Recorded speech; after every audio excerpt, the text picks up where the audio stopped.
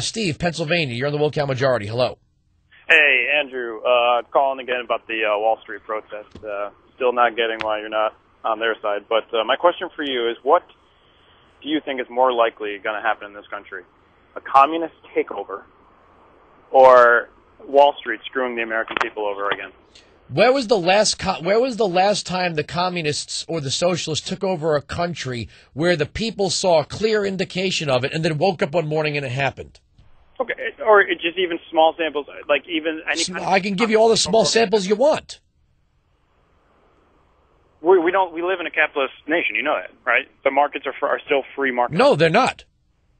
If the federal government says that an insurance company has to pay for women's contraception, if the federal government is still involved in General Motors, if the federal government is making dictates that some people have made too much money, then we don't live in a free market.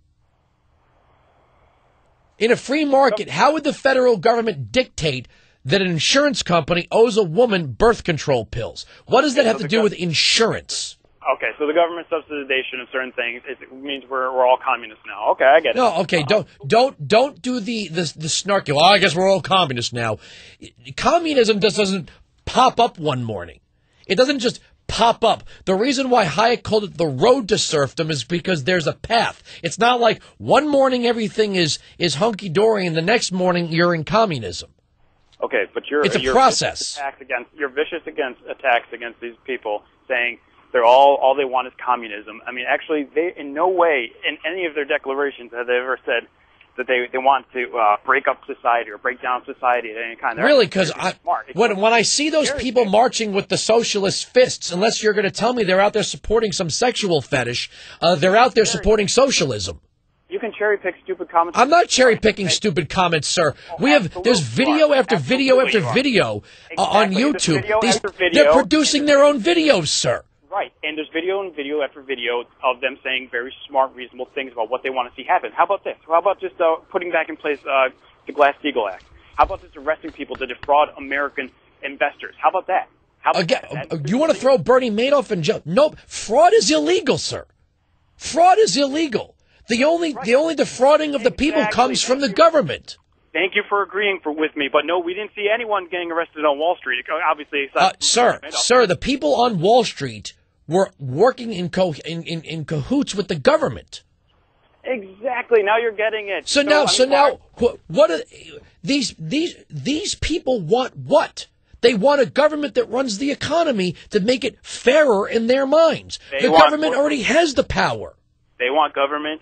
They want corporations and banks out of the way. They want a government for the people. No, that's the Ron Paul people. Okay, that's the Ron Paul people. And on that, I agree with them. The libertarians who've made their way, and this isn't like I think they're getting in bed with the wrong people, the libertarians. If you want the government out of the banking industry, so do I. If you want the government out of the auto industry, so do I. If you want the government out of the insurance industry, so do I. Hold on. Do I want the government to be limited to its constitutional responsibilities? Absolutely. Do I want the 10th Amendment to empower the states to make their own regulations? Absolutely. But these people, when they're handing out Marxist literature, when they're holding up signs that say end capitalism, when they're marching with those fists in the air, and not just their hands clenched in a fist, the signs with the logo of the socialist movement, sir, those people, which is the majority of the people down there, okay, my producer and my call screener were down there. I'm going down there today. Have you been down there? I know, actually, I can't. But listen, okay, so you haven't been down there, and you don't know who these people are, but you're sure that I'm targeting them unfairly. Declaration. Just read the declaration. There's no official declaration, sir. I'm watching the videos these people are putting up. Okay, when they bring Michael Moore in and he says capitalism's the problem, capitalism has to come to an end. No, okay, crony capitalism is the problem. And when you but they're not saying crony capitalism, sir. They're saying capitalism. Well, let me tell you what you said. You just said you agree that you want government out of banks and government, but you're saying it in a different way. You don't want government bailing out banks, bailing out GM. I get that, but what we're talking about is they're writing. But you're not one of these protesters. What do you mean we? You're not down there. No, I'm not one of the protesters. I can't. I have a job, but I'm saying that most Americans don't want the banks writing our legislation, don't want the banks owning our congressmen like they do. But this is what. Okay. I'm not talking about bailout. Hold on. I'm not talking about bailout. The problem is you're hitting the wall when you get to who do you think is going to do this? Do what? Who do you want to empower now? It's keep the representative government we have, but get the money out of the system. The money corrupts the system. But okay, how do you do that? Well, I mean, Citizens United destroyed one thing that was actually doing a small impact on getting money out of the system. The McCain-Feingold bill. The Supreme Court killed that, which now just floods the money back in. Well, no, hold on. If corporations can't be politically active, then neither can unions. Unions are corporations, sir. Of course. I want union money now. But see, there's your balance of the scale. The Democrats are not going to give up either the Wall Street money, which they do take, or the union money. Right, but you see, McCain-Feingold was the same thing for union. But McCain-Feingold ran into a free speech issue. Right, because the Supreme Court's defined corporations as people too, which is complete BS. Okay, but so are unions. In other words, there's too many people all doing the same thing where you can't get them all out at once. The problem is you're looking for a government solution when government is the problem. If the federal government was limited to its 18 enumerated powers, it wouldn't be able to do any of these things, so the system couldn't be corrupted. The fact is we've accepted an overstep of the Constitution for so long that when the federal government does something we don't like, we start complaining about it instead of saying, you shouldn't be doing this at all. I respectfully disagree. Okay, so let's open our enumerated powers and tell me where the federal government gets these powers from.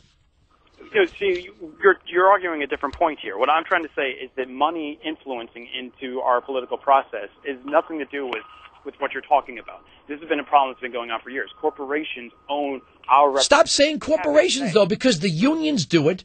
The public sector unions actually take taxpayer money, turn around and give it to politicians who then write the budgets and give them pay increases, sir. Yeah, but but it's like... No, you're wanting to pick and choose which which you like and which you don't like. Okay, but I'll give you a specific example.